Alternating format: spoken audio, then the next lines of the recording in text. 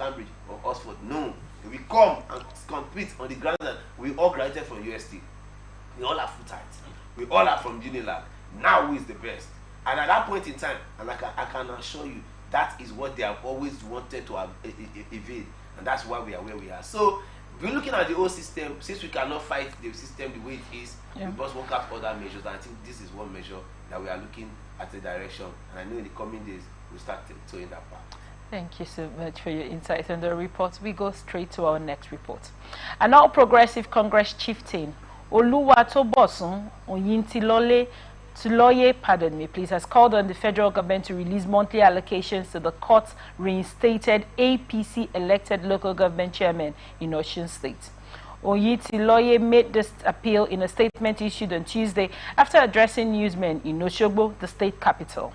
While making the appeal, he insisted that the state government would, at the appropriate time, be held accountable for the funds spent on the recently conducted local government election, noting that it is a waste of taxpayers' money. I want to appeal to the federal government to start releasing the monthly allocation to the APC reinstated council chairman in the state from this month. The chairmen were unable to work since 2022 when they were sacked, but now that the Court of Appeal has reinstated them, the allocation should be released to them. This is the time for people at the grassroots to feel the impact of government, which has been neglected since 2022, the APC chieftain appealed. The former lawmaker also commended the Inspector General of Police, Kayode Egbetokun, for his professionalism in handling security matters in the state. I also want to commend the Inspector General of Police for ensuring peace in the state and for the professional manner in which he has addressed security challenges, he said. He praised the reinstated council chairman for assuming duty despite alleged intimidation by the People's Democratic Party and urged local government staff to return to work. There is adequate security in place for them to contribute their quota as expected, he assured. Oyintiloye emphasized that their resumption will enable the chairman to focus on delivering the long-awaited dividends of democracy to the grassroots. What are your thoughts on this report? The Osun State is having their own fair share of the confusion. Oh yes, that has been created in Nigeria. Now, the current governor, Adeleke, before he assumed office, like every other governor will always do, they wouldn't want the opposition in the grassroots. The first thing most governors do as soon as they assume office is to eliminate the grassroots, the chairmen and the councillors that are elected on the opposition party. Okay, so Adeleke, they went to court and they sacked the local government chairman and councillors before during the first few months in office. And since then, those set of people have been in court battling for their return and their political survival. All this while, Adeleke was now planning for election, which finally the election held last week, Saturday. Now, last week, the APC members who were originally those in office at the grassroots level, at local government, chairmen and councillors, who were sacked then in 2022 before Adeleke assumed office. Last week, the appeal court restored them back to office. Now, what that means is, if the current government in Osun State, which is the PDP-controlled state, because the governor is a PDP member, if the governor allows this APC chairmen and councillors to assume office, it will definitely work against him, because APC will control the grassroots, the local government, while he's there as the governor. And so he hurriedly had an election against the advice of the Attorney General, advised against the election on Saturday. Then the IG also advised against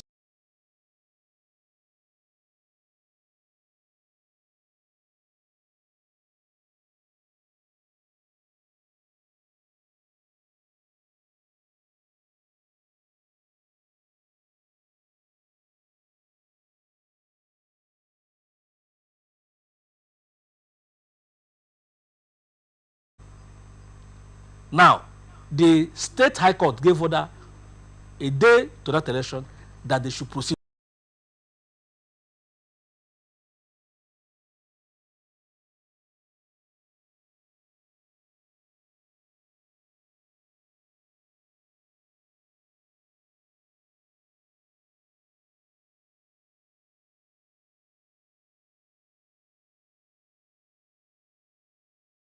where courts of coordinate jurisdictions keep shunning out judgments, counter judgments on this matter, and it will now let you understand that they say there's always two sides to a coin.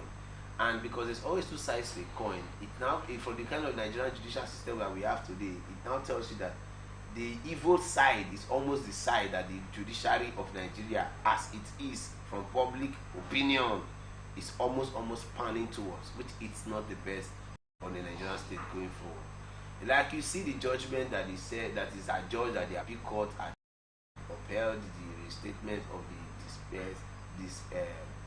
discharged chairman. Another lawyer came up with interpretations that it was not clear of this nature, so everybody has to go over. Like it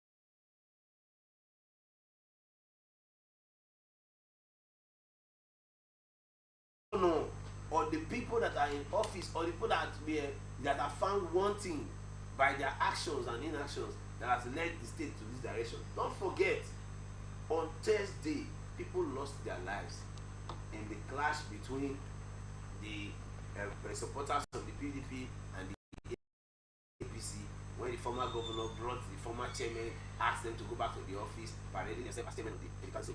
You now ask yourself, is there a possibility of another case? They say the answer is yes. And if the answer is yes, does the governor, former governor, not know that there is a window for extension of what's it called, or for to challenge the judgment? If the answer is yes, then why did you bring people's children to come and stand in harm's way? It is only obvious that the hunger that the Nigerian state has been able to met on our people has become a very, very, very table tool by the political class to keep pushing the people around. But in the midst of all this, I think the judiciary has a very big role to play right now of rewriting what they have become in the minds of many Nigerians, including myself, because it's almost like a charade of a system. We do not have to go through this part again and again. There are some things that are obviously what they ought to be or what they are, and should be spelled out as it were. But the way things are going now in Nigeria, we are so scared, and we just hope and pray that in the coming days, that all of this, there will be a landmark judgment that will give put an end to this funny, embarrassing quagmire. It is a pity. Imagine the kind of week President Donald Trump emerged as president, and with the kind of decisions he has taken, however difficult, these decisions had not brought the American state to this shabby, embarrassing level of politicking. There's this systems that are in place that are working out things the way they ought to be. For Nigeria, everything is about politics, and pitiably enough, it is even an embarrassment of a kind of politics, you will call it. In numbers, in reasoning, somebody that wants to steal from somebody should be wiser. But it is so obvious that the political class are not in any way more intelligent than average Nigerian. They are far below the mark. They play the game so that everybody can see their shortcomings, and it's a pity. So I think that the judiciary should give us a landmark judgment and a possible direction that will be able to guide us. Thank you so much for your insight on the report. We go on a quick break, and when we get back, we'll continue with the rest of our reports. Please stay with us.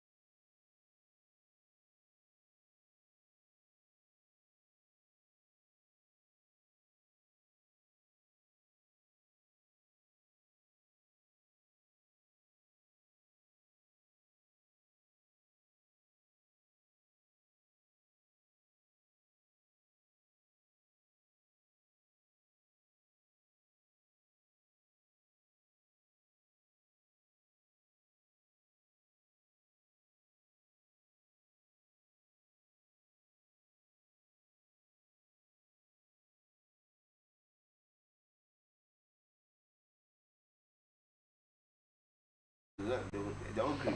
Somebody's on they will collect, but they will start to know what you are doing to as a country.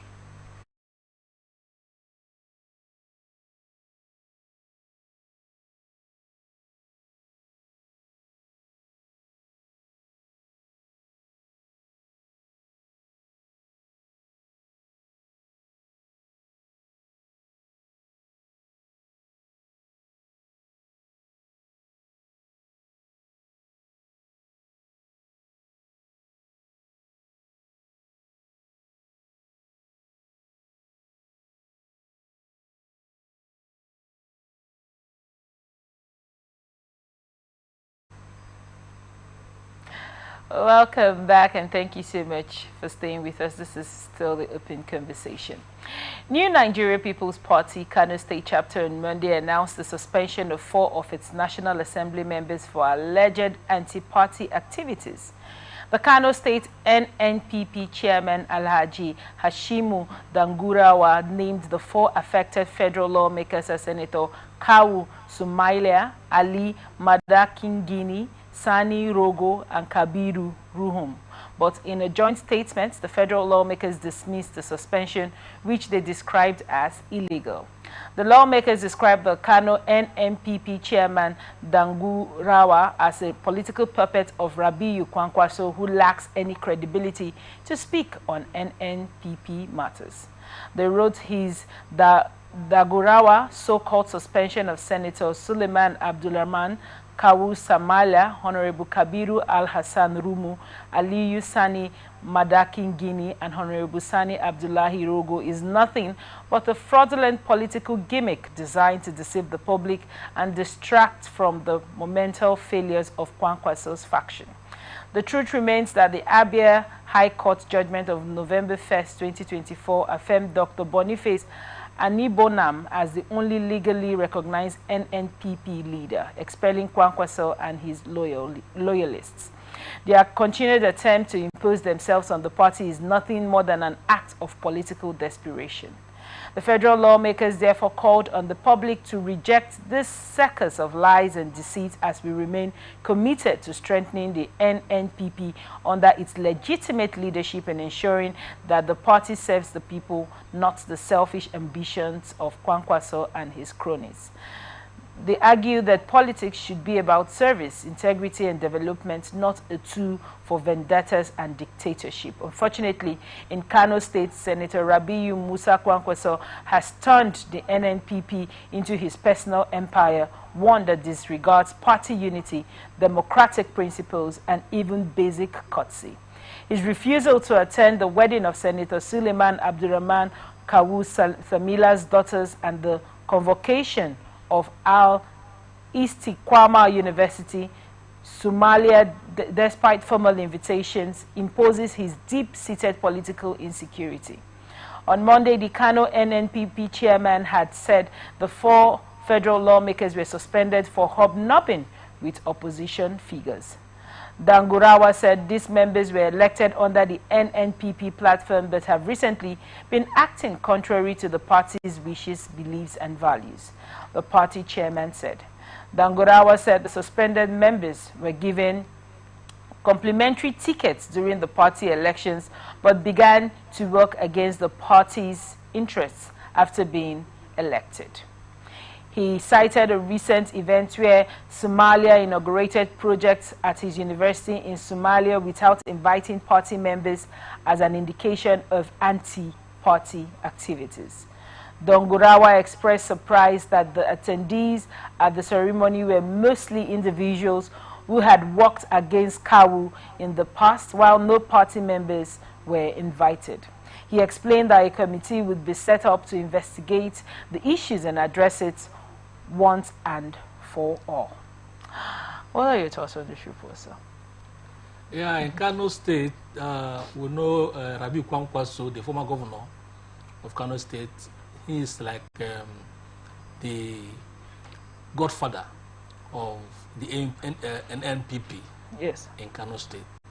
He spearheaded the election of the current governor and even most of the National Assembly members.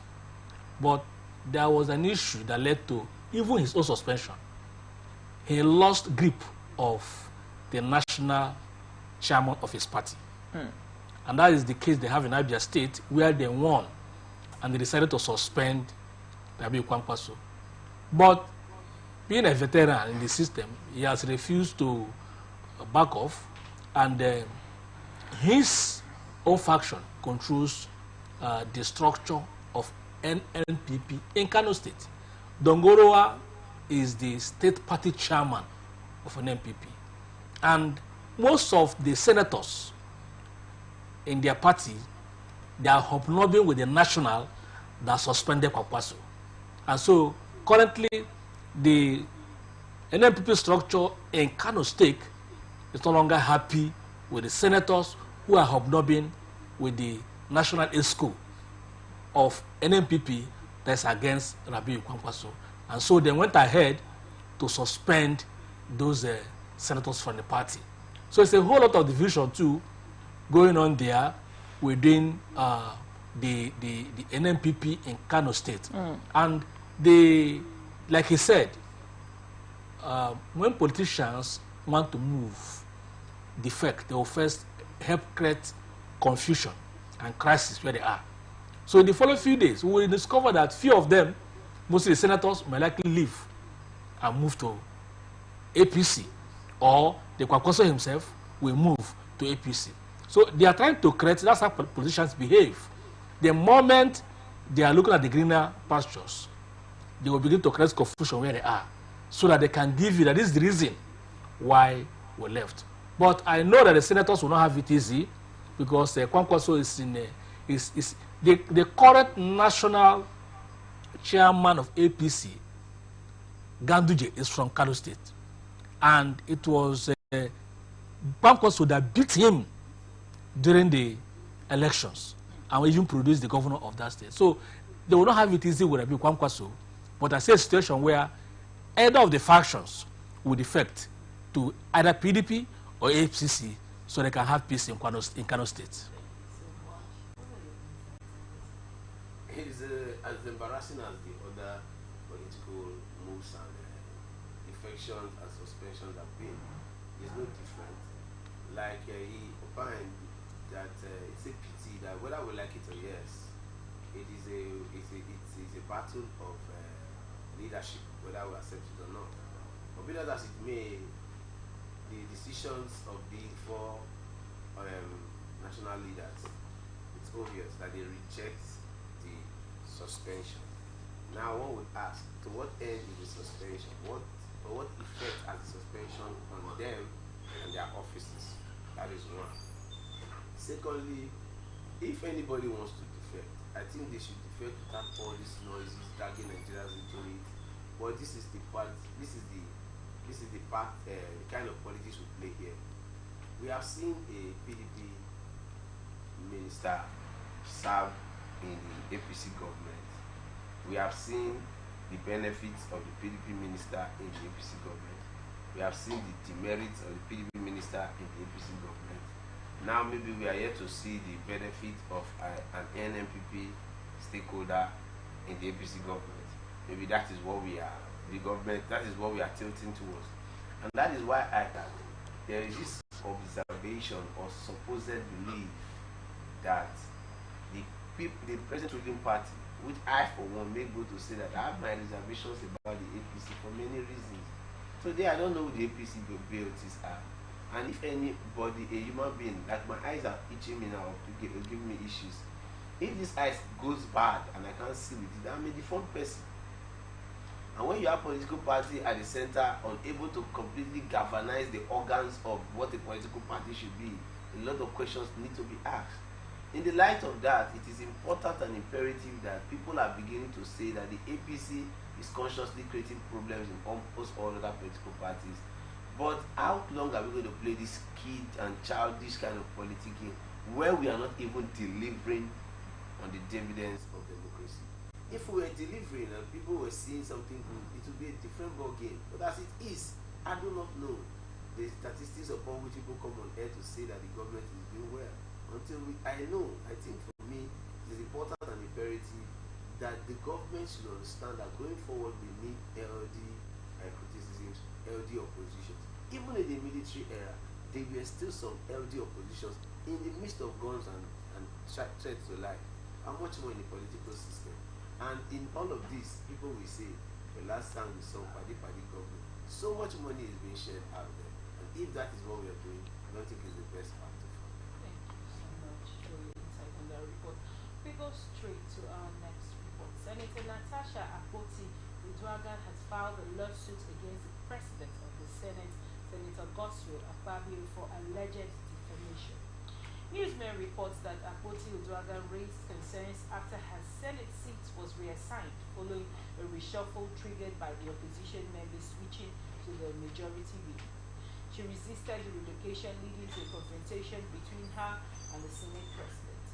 However, in a suit filed before the Federal Capital Territory High Court on 25th February 2025, the President of the Senate, the Federal Republic of Nigeria, and the senior legislative aides to the Senate President, Mfon Patrick, were listed as the second and third defendants. In the suit marked CV 73725, Akpoti-Uduaghan, through her lawyer Victor Giwa, alleged that defamatory statements were made by the Senate President and published by his aide on Facebook. According to him, the post titled "Is the Local Content Committee of the Senate Natasha's Birthright?" included a statement suggesting that Akpoti-Uduaghan believed being a lawmaker was only about pancaking her face and wearing transparent outfits to the chambers, he stated. A declaration that the words, "It is bottled anger by the Kogi lawmaker who knows nothing about legislative rules. She thinks being a lawmaker is all about pancaking her face and wearing transparent outfits to the chambers," used and written by the third defendant at the prompting of the first and second defendant, is defamatory and intended to cause public opprobrium and disaffection towards the claimants. She also urged the court to restrain the defendants and their associates from making further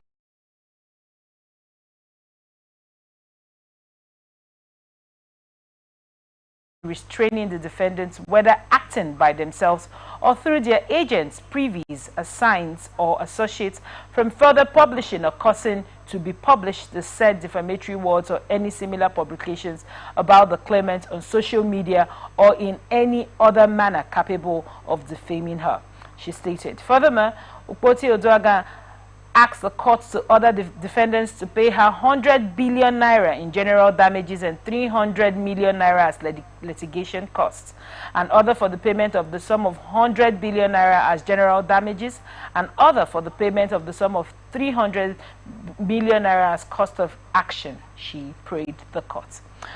What are your thoughts on this report, sir? Yes, Senator Natasha Akpoti-Uduaghan, she's not just a very beautiful woman, but I like her because she's intelligent, she's confident, and she knows what she wants from a system. Few weeks back, I love what she represents. She's trying to project the Nigerian women, African women, to be confident of themselves. We live in a system where we have male chauvinists. We have men who believe that the moment they speak, a woman should sit down. I don't really believe that. Women have the beauty they bring to every system. In fact, we're asking for 30% female affirmation in politics, and they're not even up to 30%. So the men must protect the very few women that they have around them. And Senator Natasha may have her own weakness, which perhaps people interpret out there to be disrespect for state authorities. But all the same, something must lead one to be successful. Right. I believe that men must show more respect for women. And at that level, it becomes important that men should show more respect to women when they speak, because the society is watching. How they treat women at that level, how they react to women, how they talk to women, helps to pattern the way the lower kind of people treat wives, sisters, and the female friends. Now, for me, the brouhaha between Natasha and Akpabio is such that we may not exactly know the things that have happened behind. I've seen videos and pictures where even Natasha was taking a selfie with Akpabio himself. I've seen it. You were taking a selfie. It was Natasha holding her phone to take the selfie. So perhaps they used to be friends in the past. We don't know what has transpired behind. What we are seeing is what is really happening at the floor or in the open, which there are other things that happen in secret. We're not aware, and they have not told us. But we are just reacting based on what we are seeing on the front house. But do you think whatever their personal vendetta is, do you think it should be aired out, in public like this? I think at their level, they should not do that. Because the moment they go into pettiness, it will devalue the office, the high office they occupy. Okay? But the complaint we've had is that, number one, he was removed as the Senate Committee Chairman on Local Contents by the leadership of the Senate. Okay? After which, the very day that happened, he said his sitting position was relegated at a corner where he believes he will not be captured.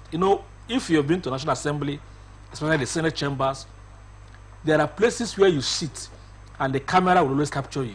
And the beauty of being a legislator is that your people back home want to see you on TV and say, yes, you're a senator. That's my House of Reps, he's doing very well. There are sections of the chambers that you will sit, and honestly, nobody will see you on television. And even when you raise your hand to be noticed, for you to make presentations at the floor, nobody will see you and nobody will notice you. So she was like, why will the Senate president suddenly wake up one morning and banish me to a corner where nobody goes to see me? And then she decided to invoke a section of their rules which gives her the right to complain.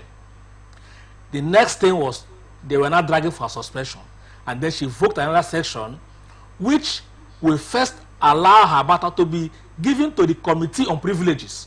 Instead of direct suspension, that the Committee on Privileges and Rights should first handle her matter before her suspension. And that caused a brouhaha between her and Akpabio. Honestly, Akpabio is someone I respect, but I believe in handling her colleagues, because Akpabio is simply the first among equals. They're all equals, but because he's the Senate president, in handling issues that has to deal with his colleagues, he should be more careful and more respectful.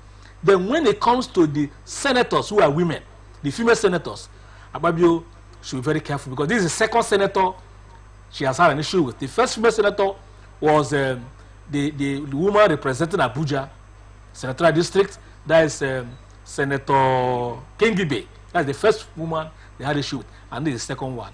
She should show respect to the female senators. It will help also to let Nigerians know, and especially the younger generations, that women deserve high level of respect. Thank you so much. What are your thoughts on this report? Firstly, I think he has really dealt on the issue very seriously, but I want to take our minds to the pertinent or the petty aspect of the issue, but very, very important as well. Right.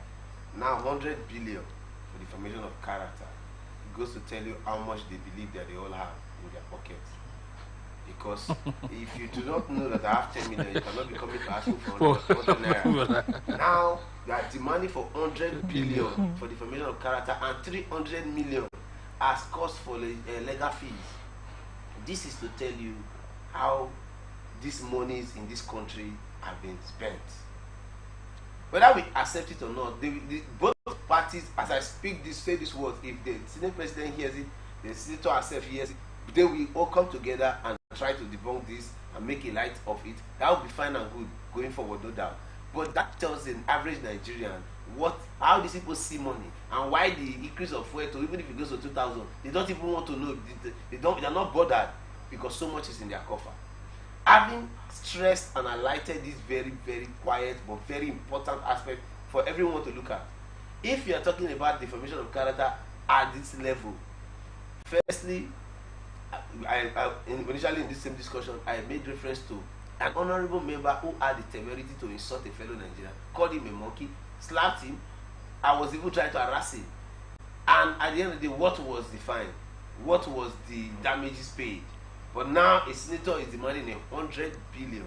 With all due respect to Senator Natasha Akpoti-Uduaghan, her husband is a very responsible, respected personality by myself, by all standards. My moments with him are not one that I would throw out the window. But I think going forward, she should look at the sensibility of the generality of Nigerians before these demands are made of public domain. That is one. More so, I think the case should not be swept under the carpet. A woman that, for me, I make bold to say, has done far more than all the other senators in the course of constituency projects, by the ones that are visibly seen, unless the ones who things in spirit. But for the physical things that people have brought out to the public domain to show the world that this was what we have done as a legislative project, I think our project stands tall and stands out. On that note, it is imperative that even the picture that you captured as a video evidence of her making a statement on the floor of the Senate does not show in any way her showing wearing and putting on clothes that are not befitting of her status. Then also, it is important that aides of the stakeholders in this country must be trained, must be guided. But how can they really be trained and guided when the people that they work with are seemingly demigods? They believe that they can do anything and get away with it, and that is the more reason why I do not believe this issue should be thrown under the carpet. But even at that, it should be considered with some level of reasoning in the cost of demand from the base of damages. Yes, somebody will say, Chuba, you do not know what they have, you are not in that office, that is why you are saying this money is too big. How much is 100 billion? That is the average statement of the average Nigerian political class. But that is so much, whether we like it or yes, by any standard in any climate on that year. So what do you think this is, this sort of behavior, as it were, by the agents, you know, even though he's been taken to court and all of that, and he rightly mentioned, talking about the fact that the Senate should look more into women in the Senate. What are your thoughts in that regard, given this this happening a second time? If I make it out to make, which I have a right of opinion, we have had ministers in this country since the democratic dispensation. If you want to call the most outstanding minister, everybody still look at point at Ngozi Okonjo-Iweala. She's a woman. If we want to talk about the most outstanding senator today, I just made clearly the reference now to Senator Natasha Akpoti-Uduaghan. So for me, it is not whether they have to advise the senator or the state president to look at women with some level of more respect, but it is important to know that they have played so many significant roles in this country that have shaped the direction of this country. Is it enough that? So whether we like it or not, I think the Nigerian state, we have been told to have 30%. We have less than 5%. I think 4.something%, that's what we have right now. We have been told to have 30%. Let's do more to ensure that yes, women can have a more galvanizing structure where their voices can be heard. However, not the kind of women that we had in the Ministry of Women Affairs, the Peter Edu and the others. It should be better. We must bring our women to some level of respect, some level of integrity, proven track record, so we can celebrate them. Thank you so much. One last one before we wrap it up in this episode of Open Conversation, sir. The lady Natasha mentioned that it's seemingly that the agents were sent by the Senate President to call out all of those unprintable names. Right? What are your thoughts on this use of agents and all of this to promote such vices in politics? They call them media aids. These are aids, okay, and that is their job. Their job is to bring down, insult, abuse whoever is fighting with their master. That is their job. So the moment you have an issue with their boss, in this case, the Senate President, the media aides has to come for an attack against whoever. Are we going to say this is cyberbullying? Yes, that is why he's talking about defamation. It's cyberbullying, but perhaps he refused to go that way, but he has stopped at defamation. That his personality has been defamed and has brought to a public ridicule. Why should they say that he comes to the floor dressing almost half naked? You know, now they're in court, So it will be their responsibility to prove that what they have said is true by bringing pictures or videos of where she was half clad. But having said that, most of people at that level should advise their aides to watch the language they use against their colleagues, against those in high. In fact, those languages has caused more problem in Nigeria today. Those hard, strong languages, you know, and it's time for political office holders to begin to advise their media aid to ensure that you must not ridicule another person simply because you want to win a media war. Thank you so much on your insight on that one. Well, this is where we wrap it up in this episode of Open Conversation. Thank you so much for coming on the show, handsome gentleman, and giving great insight. Remember, we are open for advert placement, news and events coverage, personality, society and political interviews. You can connect with us on all our ATN socials on Facebook and YouTube, Atlantic Television Network, on Instagram and TikTok, Atlantic TV Network 1, on Twitter, we're on Atlantic TV Net. Remember to watch us live on our website on www.atlanticnetwork.tv. Remember that peace and unity are the pathways to progress. Thank you so much for watching. I am Otaria Benjamin. Please stay with us. Up next is Transition News.